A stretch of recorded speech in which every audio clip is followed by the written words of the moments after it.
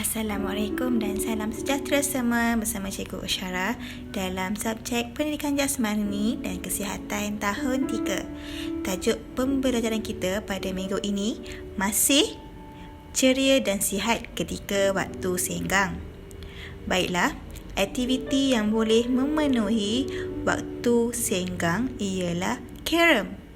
Mari kita kenali apa itu permainan carom. Carom adalah sejenis permainan yang berasal dari Asia Selatan dan menggunakan papan segi empat yang mempunyai lubang di setiap penjurunya. Dan setiap pemain kebiasaannya terdiri daripada 2 hingga 4 orang secara bergilir-gilir menjentik gundu untuk menolak kepingan bulat leper masuk ke dalam lubang. Permainan ini sangat popular di Afghanistan, Nepal, India, Pakistan dan kawasan sekitarnya. Permainan carom berasal dari India. Terdapat satu papan carom dengan permukaannya terbuat dari kaca masih ada di salah satu istana di Patiala, India. Ia menjadi sangat terkenal di kalangan orang ramai selepas Perang Dunia Pertama. Pertandingan peringkat negeri diadakan di negeri-negeri yang berlainan di India pada awal abad ke-20. Carom bukan sahaja permainan menarik yang memerlukan strategi, ketepatan, kreativiti dan kemahiran, di samping memerlukan kesabaran yang tinggi. Malah, sedar atau tidak, permainan carom dapat mewujudkan pelbagai bentuk geometri yang perlu difikirkan oleh setiap pemain untuk mencapai matlamat akhir mereka. Sebelum bermain permainan carom, murid-murid perlu mengetahui terlebih dahulu peralatan dan undang-undang permainan. Peralatan carom terdiri daripada papan carom, kaki papan carom, kerusi, buah carom, gundu, lampu, berus dan tepung kentang. Semua peralatan mengikut spesifikasi dan dikawal selia oleh Persatuan Carom Antarabangsa. Tepung kentang digunakan sebagai bahan pelicin untuk menggerakkan buah carom dan gundu supaya bergerak lancar. Berus pula digunakan untuk menyapu kawasan permainan supaya tepung yang ditabur sama rata di atas permukaan papan carom. Berus juga bertindak untuk membersihkan kawasan di mana tepung terkumpul, terutama di bahagian bawah bingkai utama papan carom. Papan carom. Permukaan permainan papan carom diperbuat daripada papan lapis atau apa jua papan yang sama licin dan ketebalan tidak kurang daripada 8mm dan ukuran minimum 73.50 cm dan maksimum 74 cm, 4 segi sama dengan permukaan yang licin. Papan carom mestilah dapat menghasilkan pantulan gundu yang beratnya 15 gram, tidak kurang dari 3,5 kali apabila dijentik dengan kuat dari garisan dasar ke arah bingkai yang bertentangan. Papan carom terdiri daripada bingkai, saku, garisan dasar, arah panah, bulatan tengah dan bulatan luar. Seterusnya, gundu atau striker. Gundu mestilah licin dan bulat dengan bergaris pusat tidak melebihi 4.13 cm dan beratnya tidak melebihi 15 gram. Gundu hendaklah diperbuat daripada apa jua jenis selain daripada bahan logam dan gading gajah. Loretkan hiasan yang tidak menjolok mata di atas permukaan gundu adalah dibenarkan.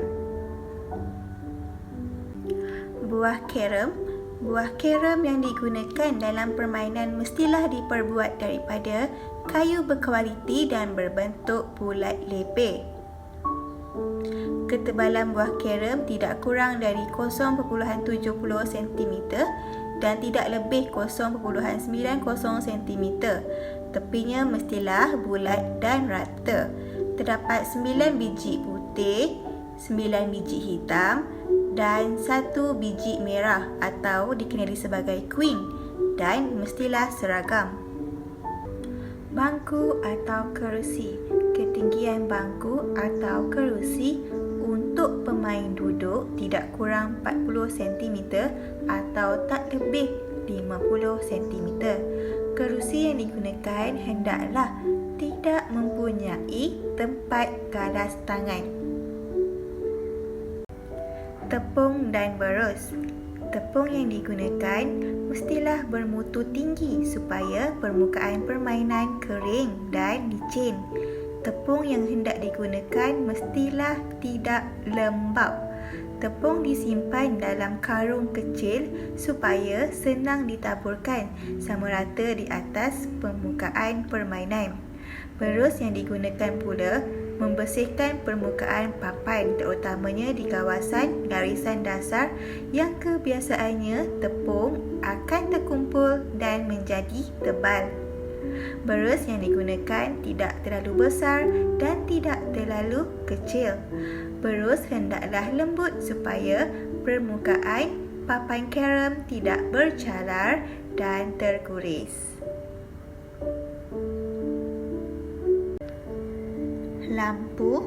Lampu pula boleh digantung atau diletakkan secara tetap di atas papan carom dengan ketinggian yang munasabah dan menyenangkan. Cahaya lampu mestilah terang dan berwarna putih salji agar dapat menerangi papan carom keseluruhannya atau sehingga bingkai papan carom tersebut. Lampu yang disyorkan ialah lampu kali matang di antara 60 watt hingga 100 watt. Bagaimanapun, ketinggian boleh diubah jika diminta oleh pemain jika cahaya lampu mengganggu atau menyilaukan mata pemain-pemain. Meja atau kaki meja. Meja atau kaki meja bila diletakkan papan carom untuk bermain, ketinggiannya tidak kurang dari 63 cm dan tidak melebihi 70 cm. Papan carom yang diletakkan mestilah kukuh dan tidak bergoyang. Walau bagaimanapun, pelapik di bawah papan carom atau meja atau kaki meja untuk mengukuhkan dan meratakan permukaan permainan papan carom dengan sebaik mungkin adalah dibenarkan.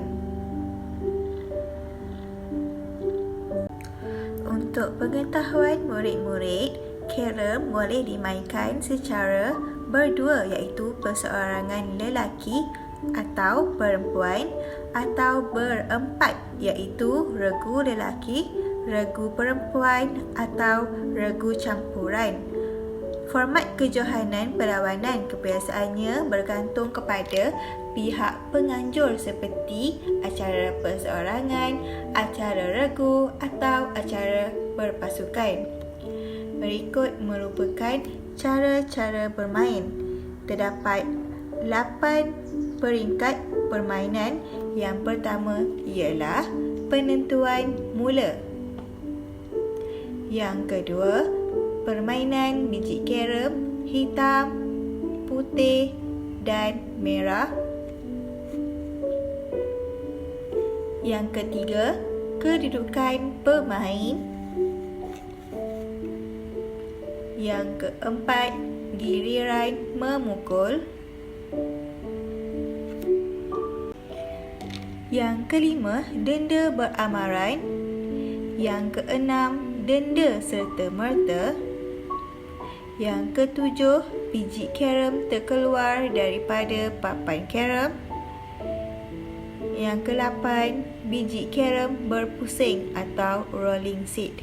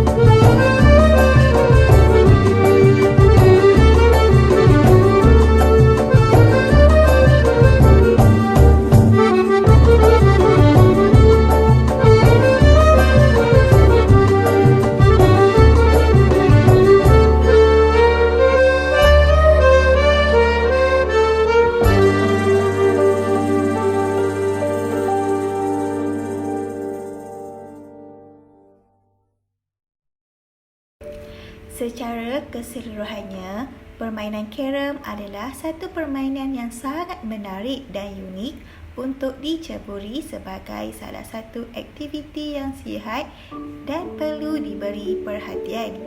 Diharapkan permainan karem akan diletakkan setaraf dengan sukan-sukan utama yang lain dan bukan hanya setakat permainan sampingan, permainan di waktu senggang atau sukan tradisional sahaja.